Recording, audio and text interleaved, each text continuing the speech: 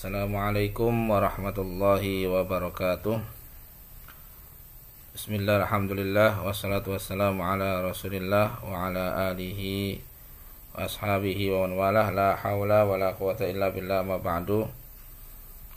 Anak-anakku sekalian, pada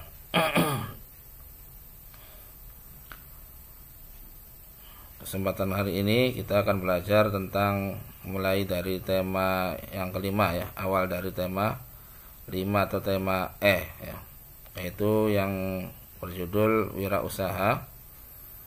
Pada kesempatan ini adalah muatan dari PKN ya. PKN Pendidikan Pancasila dan Kewarganegaraan ya. Jadi tema 5 ini ya, judulnya wirausaha ya.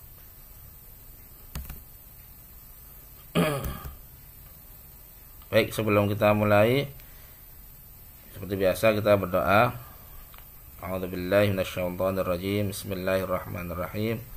Allahumma anfa'na bima 'allamtana wa 'allimna ma yanfa'una wa zidna ilma. Amin ya rabbal alamin.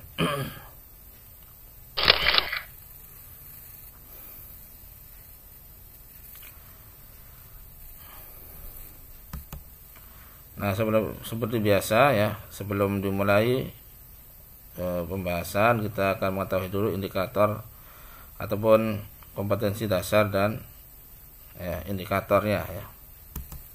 Yang pertama ya, 1.3, yaitu sikap spiritual, yaitu mensyukuri keberagaman sosial, budaya dan ekonomi masyarakat sebagai anugerah Allah yang Maha Esa ya. Jadi aspek spiritualnya adalah kita bersyukur kepada Allah atas karunia yang diberikan kepada bangsa Indonesia ya, sehingga banyak beraneka ragam sosial, budaya dan ekonomi ya. Dan fokus pada pembahasan ini adalah ekonomi ya, yaitu wirausaha. Berbagai macam Allah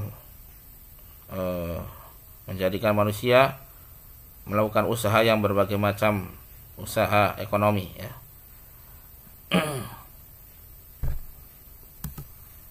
Kemudian yang kedua, sikap sosial, itu bersikap toleran terhadap keberagaman sosial, budaya dan ekonomi masyarakat dalam Bhinneka Tunggal Ika. Dan fokus sekarang yaitu adalah pada keberagaman ekonomi ya, jadi berbagai macam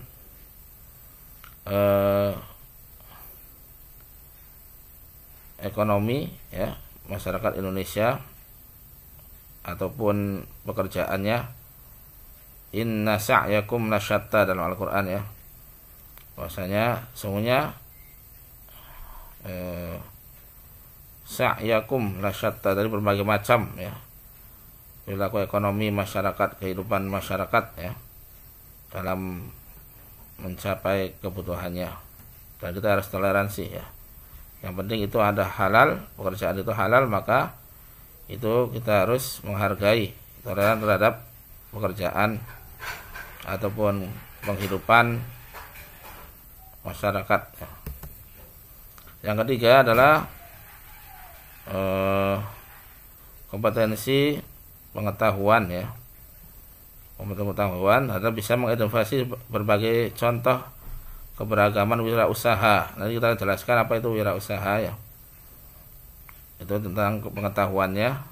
Dan yang terakhir, yang 4.3, menyajikan berbagai contoh keberagaman wirausaha dalam kehidupan sehari-hari ya. Jadi contoh-contoh bisa disajikan yang di sekitar kita ya. Wirausaha yang ada di sekitar kita.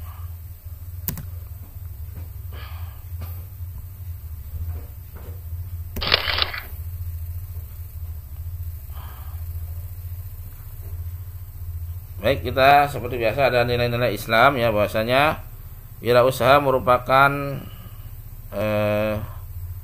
pekerjaan yang sangat dicintai Allah ya. Memiliki keutamaan dalam Islam ya. Di antara keutamaan itu adalah ya, banyak ya, diantaranya ada dua ya hadis ya.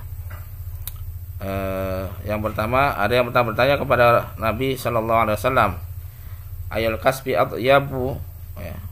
Wahai Rasulullah, mata pencarian atau kasab apakah yang paling baik? Ya. Qala amlur rajul biyadihi wa kullu bai'in mabrur.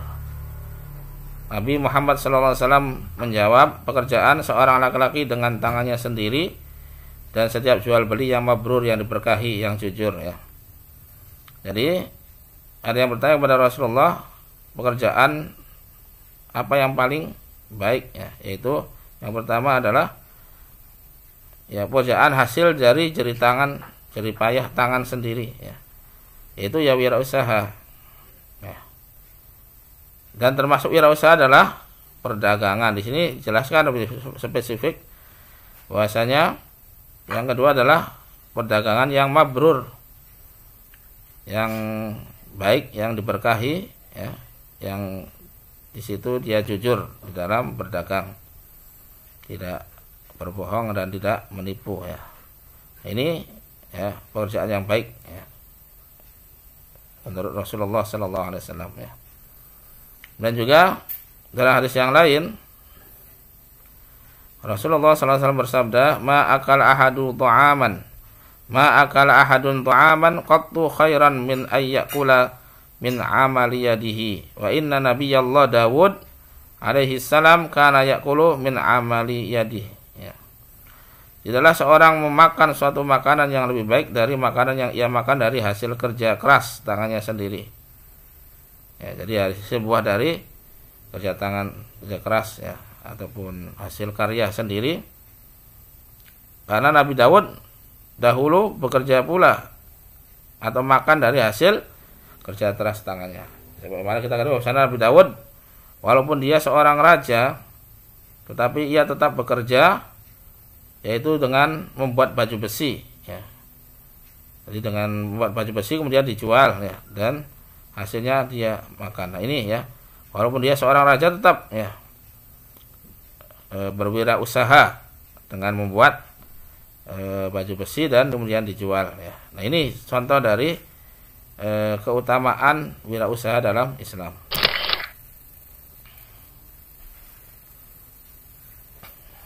Nah, kita pengertian dari wirausaha ya secara lughawi atau secara harfiah atau secara bahasa.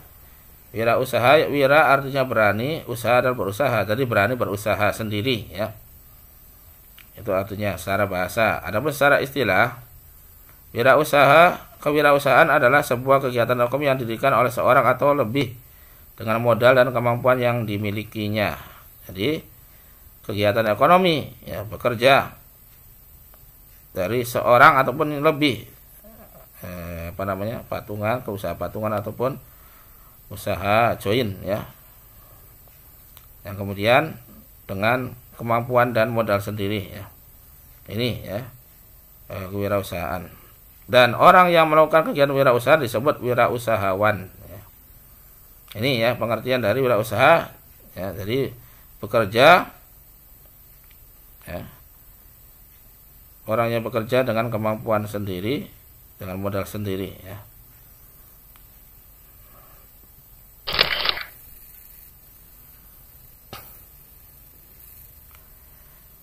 Nah ini sikap yang secara umum ya, ini sikap yang umum yang harus dimiliki oleh wirausahawan. Yang pertama, saling menghormati dan menghargai pemilik usaha. Jadi sama usaha itu harus menghormati dan menghargai ya. Yang penting pekerjaan itu halal, maka kita harus menghargai ya, usaha-usaha yang dilakukan oleh orang lain ya. Kemudian bekerja keras ya untuk memajukan usahanya. Jadi tak pantang menyerah, tadi bekerja terus, bekerja keras ya, saya kuat kemampuan dia ya, untuk memajukan usahanya. Dan melakukan persaingan usaha secara sehat. Jadi boleh bersaing asal sehat, tidak bersaing secara curang ya. Jadi harus secara sehat ya. Jadi boleh bersaing antara usaha satu dengan usaha yang lain. Yang penting secara sehat, tidak curang, tidak merendahkan ya usaha yang lain.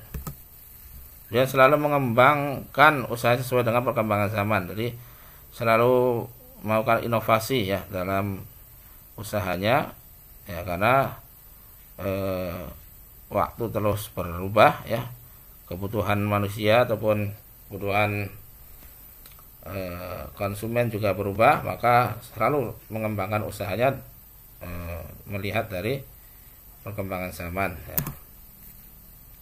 Biar pantang menyerah dalam menghadapi hambatan ya. Jadi terus ya, walaupun gagal ya bangkit lagi ya, tidak menyerah ya, terus berusaha ya. Jadi ketika dia rugi terus ya, ya evaluasi, kemudian terus bangkit ya, dan pantang menyerah. Nah, ini sikap yang syar'um ya, sifat yang harus dimiliki oleh wirausahawan.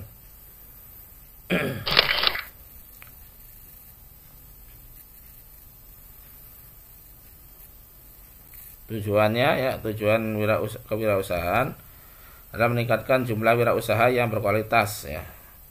Jadi diharapkan ya, bukan hanya keinginan kita untuk kerja sebagai karyawan ya, tetapi harus wirausaha menjadi bos ya.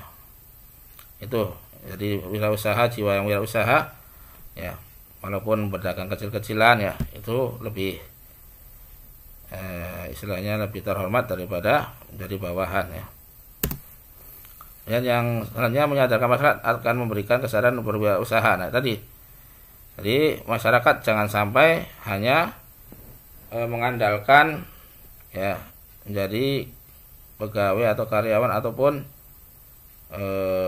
gaji dari atasan, tetapi harus ya memiliki jiwa wirausaha, sehingga dia bukan hanya mencari lowongan kerja tapi menciptakan lapangan pekerjaan.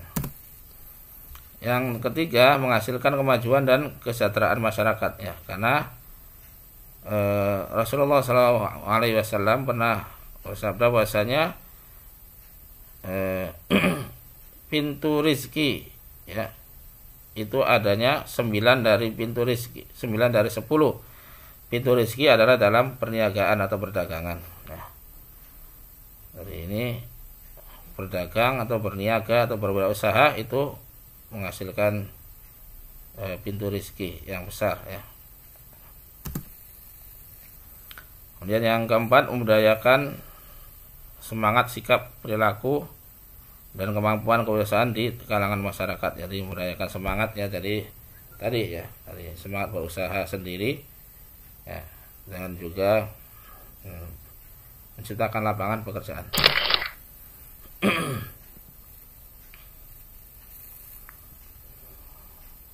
Yang sasaran kewirausahaan kelompok masyarakat, jadi organisasi kemasyarakatan ini bisa menciptakan sebuah lapangan pekerjaan ya, dengan cara join ya, ataupun bersama-sama membentuk suatu badan usaha ya yang bisa berkembang ya. Yang kedua, pelaku ekonomi ya, ini pengusaha kecil, koperasi ya, banyak sekali pedagang-pedagang kecil itu ya merupakan wirausaha ya, wirausahawan ya. Juga generasi muda, anak-anak yang putus sekolah, calon wirausahawan ya. Dan juga tadi ya, yang baru lulus ya, kemudian melamar ke sana kemari tidak dapat, maka bisa dia menciptakan lapangan pekerjaan dengan menjadi wirausahawan.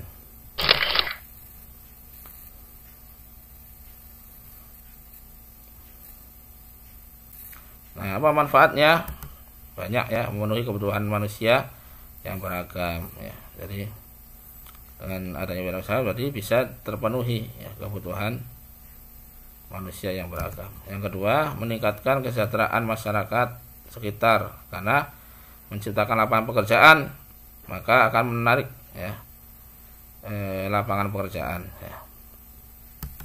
Yang ketiga, menciptakan inovasi baru yang bermanfaat bagi masyarakat ya, karena bidang-bidang usaha ini membutuhkan kreativitas dan inovasi ya, terobosan yang baru yang kira-kira bisa menarik ya, pelanggan dan konsumen. Yang keempat, mengurangi pengangguran. Jelas ya, karena semakin banyak usaha, semakin banyak memerlukan tenaga kerja yang bisa mengurangi pengangguran. Yang kelima, meningkatkan persatuan dan kesatuan antara pemilik usaha dan masyarakat, antara atasan dan bawahan ya, antara pegawai dan pemilik usaha.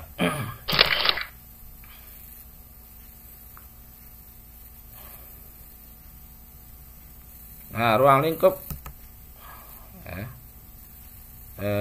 wirausaha yang pertama, lapangan agraris dan pertanian ya, perikanan ya. Jadi menjadi petani itu bagus ya. Itu apa namanya, wirausaha juga. Jadi dia mengerjakan usahanya dengan membuka lahan pertanian ya, ataupun perikanan ya, nelayan ya, ataupun peternakan ya, itu juga termasuk ya dalam ruang lingkup ini ya, beternak ikan atau beternak kambing, ayam ya, ataupun beternak sapi, semuanya peternakan juga termasuk agraris ya. Jadi pertanian, peternakan, perikanan ya, perkebunan termasuk ini ya, agraris ya. Jadi orang yang menggeluti bidang ini termasuk wirausahawan ya.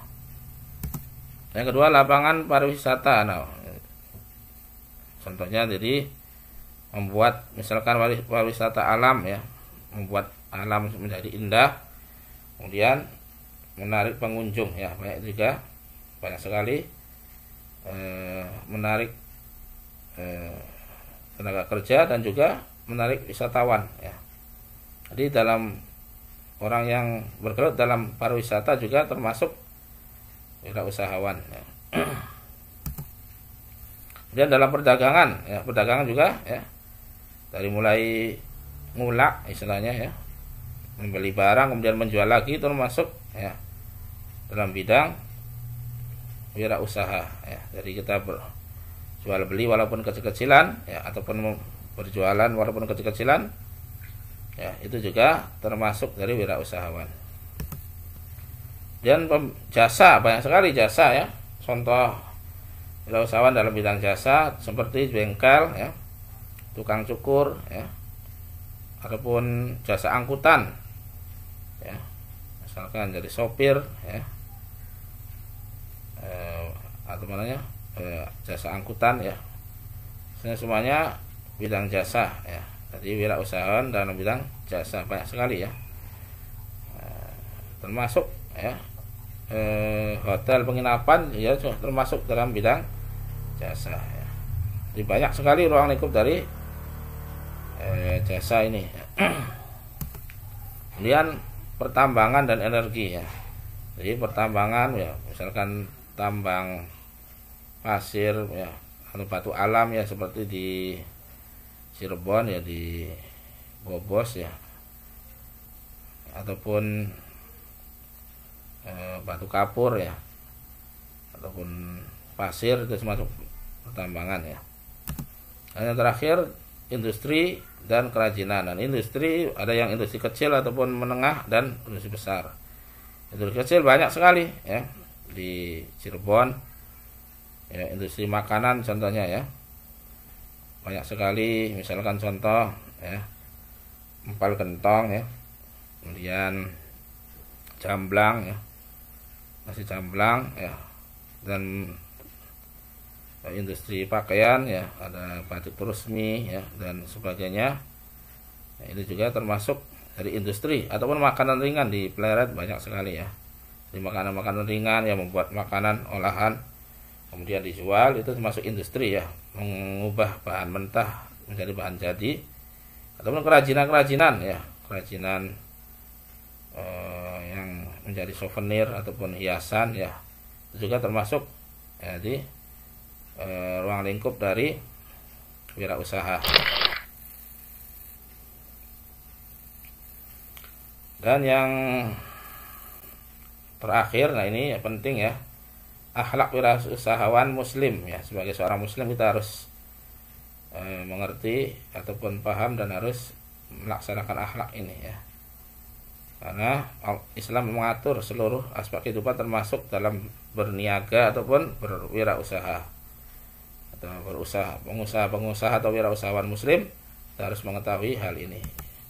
Yang pertama ya, luruskan niat, artinya niatnya ikhlas. Apa niat ikhlas? Maksudnya kita berusaha menjadi wirausahawan, menjadi pengusaha dalam rangka mencari karunia Allah dan dalam rangka untuk memenuhi kebutuhan baik untuk diri ataupun keluarga ya. Itu niat ini akan berpahala insyaallah. Orang yang mencari nafkah, berusaha untuk menghidupi diri dan juga keluarga itu mendapatkan pahala ya, masuk ibadah ya. Yang kedua, seorang wirausahawan muslim atau pengusaha muslim harus memiliki budi pekerti yang luhur ya, akhlak yang baik. Apa contohnya? Jujur ketika berdagang, jujur ya. Jangan sampai berdusta ketika menawarkan barang ya. Kemudian juga disiplin ya. Disiplin waktunya, disiplin dalam hal bidang usahanya, dan juga amanah, dapat dipercaya, menepati janji, membayar hutang, menagih hutang dengan baik ya, dengan cara yang baik, memberi kelonggaran kepada orang yang kesulitan bayar hutang ya. Wa in kana dzu usratin fanadhiratun ila maisarah. Itu dalam Al-Qur'an barang. Dan apabila mereka kesulitan dalam membayar hutang, maka berikanlah ya. Kalau nggak ada waktu, sampai waktu yang ada ataupun luas ya, bisa membayar hutang. Yang ketiga, usaha yang halal. Jadi usaha yang dilakukan itu halal, bukan termasuk maghrib. Maghrib singkatannya maisir, gharar, dan riba. Maisir artinya judi, unsur judi nggak boleh ya, haram. Misalnya usaha judi ataupun usaha misalnya taruhan, misalkan ada pertandingan bola ya, totoan istilahnya yang Cirebon ya, yang kalah bayar, itu judi termasuknya. Ataupun ketika ada pemilihan kuwu misalkan ya, ada totoan yang jagoannya kalah membayar, itu judi termasuknya. Ataupun perlombaan-perlombaan yang hadiahnya dari iuran peserta ya, jadi yang menang dapat hadiah tersebut dari iuran, itu juga termasuk judi ya. Kemudian gharar itu penipuan ataupun ketidakjelasan ya. Misalnya ketika jualan harus jelas ya. Jangan, makanya Rasulullah melarang menjual mangga ataupun buah yang masih pada pohonnya ya, karena ini tidak jelas ya, berapa yang sudah berbuah, yang tidak berbuah ya. Makanya sistem ijon juga dilarang oleh Nabi ya, karena ini tidak jelasan, bisa menjadi penipuan ya. Dan yang riba, apalagi riba ini adalah kelebihan dalam jual beli dan juga dalam utang ya. Contohnya utang 10.000 bayarnya 15.000, maka 15.000 ini adalah riba, dan riba ini merupakan dosa yang besar ya. Dosanya sangat besar ya. Dan juga tidak boleh menjual barang yang haram. Contohnya jual minuman keras ya, jual daging babi ya, jual barang najis ya, itu, ataupun jual binatang yang buas, itu juga nggak boleh ya. Jadi binatang buas yang Rasulullah menyuruh untuk membunuh kemudian dijual ya. Makanya dalam suatu hadis Rasulullah melarang jual beli anjing dan kucing ya. Nggak boleh. Kalau memelihara kucing boleh, tapi kalau jual beli itu ada larangannya. Yang keempat, menunaikan kewajiban. Ya, apa kewajibannya? Kalau sudah sampai nisab maka harus bayar zakat. Ya, kalau perniagaan misalkan usaha ataupun perniagaan, maka kalau sudah sampai nisab maka harus bayar zakat ketika haul ya. Dan juga membayar gaji pegawai. Jadi kalau sudah punya anak buah, maka harus segera dibayarkan gajinya. Ya. Maka dalam hadis Rasulullah SAW bersabda, "U'tul ujra qabla ayyajifa arquhu." Bayarlah upah sebelum keringatnya kering. Ya, jadi sebelum pegawai. Jadi sebelum itu selesai maka harus ya bayar gaji, bayar hutang juga kalau kita punya hutang, ya. Hutangnya ya bukan hutang riba ya. Dan yang kelima, menghindari riba dan segala sarana riba ya. Contohnya pinjam ke bank tidak boleh ya. Misalnya pinjamnya 10 juta ya, bank pasti minta bayarnya itu lebih dari 10 juta. Itu riba ya. Dan riba itu ya dosa yang paling rendah dari riba adalah seperti zina dengan ibu kandungnya sendiri ya. A'udzubillahi min dzalik ya. Jadi riba ini dosanya sangat besar. Bahkan orang yang melakukan riba ini melakukan peperangan dengan Allah dan Rasulnya. Nah, dosanya sangat besar riba ini ya. Jadi riba ini ada dua ya. Ada namanya riba fadl, ada namanya riba nasi'ah. Riba fadl yaitu tukar menukar barang yang sama jenisnya tapi beda takarannya, seperti ya tukar menukar beras dengan beras ya, misalnya beras yang satu oleh kualitas 1 dan kualitas 2, yang satu sekilo misalkan yang satunya 1,5 kilo ya, itu nggak boleh ya. Ataupun uang ya, misalkan uang yang baru dengan uang yang lama tukar, tapi ukurannya atau nilainya berbeda. Uang yang lamanya itu misalkan 12.000, uang yang barunya 10.000. Jadi tukar menukar uang ya, barang yang sama tapi beda nilainya, itu juga termasuk riba. Ataupun riba nasian, misalnya tadi utang ya, mengertikan dengan utang. Utangnya 10.000 bayarnya 15.000.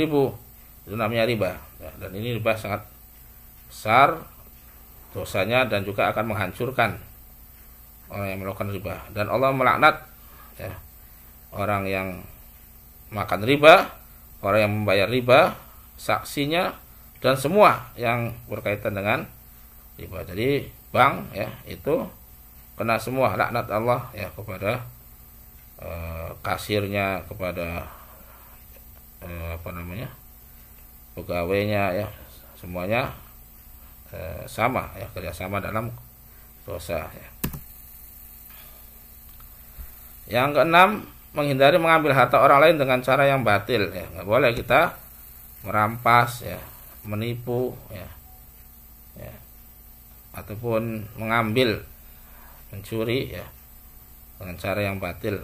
Korupsi juga termasuk ya. Kemudian menjaga komitmen terhadap peraturan yang ada. Jadi kita harus menjaga komitmen antara akad, sesuai dengan akad ya, perjanjian ya, dan juga peraturan yang ada di pemerintah ya. Lagi peraturan itu tidak melanggar syariat, maka kita harus patuhi ya.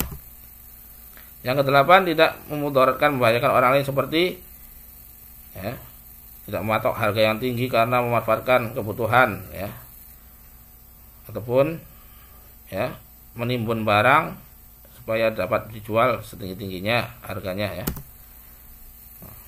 Makanya dalam sebuah hadis Rasulullah SAW bersabda ya, tidak ada orang yang menimbun barang dagangan melainkan seorang pendosa ya.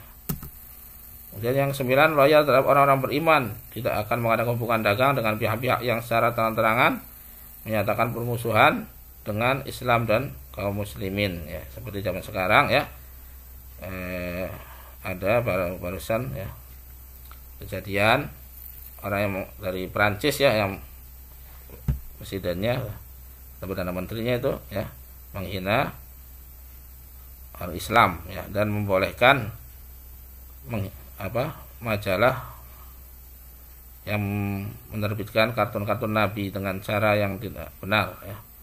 Menghina Nabi itu dosa besar ya, dan pelakunya akan kena azab baik itu di dunia ataupun di akhirat. Dan kalau pemerintah kita ya, ataupun ulama ya, MUI menganjurkan untuk boikot, maka kita boikot produk-produk dari negara tersebut yang menghina Islam dan bukan kaum muslimin, menghina Nabi ya. Dan yang ke-10 yang terakhir, mempelajari hukum muamalah Islam. Jadi orang yang berdagang, orang yang berjualan itu harus mengerti ya hukum-hukum muamalah dalam Islam, baik itu hukum jual beli atau yang lainnya yang berkaitan dengan transaksi ya. Ya harus tahu, makanya Khalifah Umar dulu mengusir pedagang yang tidak menguasai hukum jual beli di pasar kaum muslimin ya. Tapi sekarang luar biasa ya, banyak sekali orang berdagang tapi tidak mengerti, sehingga terjerumus dalam apa? Dalam riba, dalam horor ataupun maisir ya. Karena itu harus belajar ya.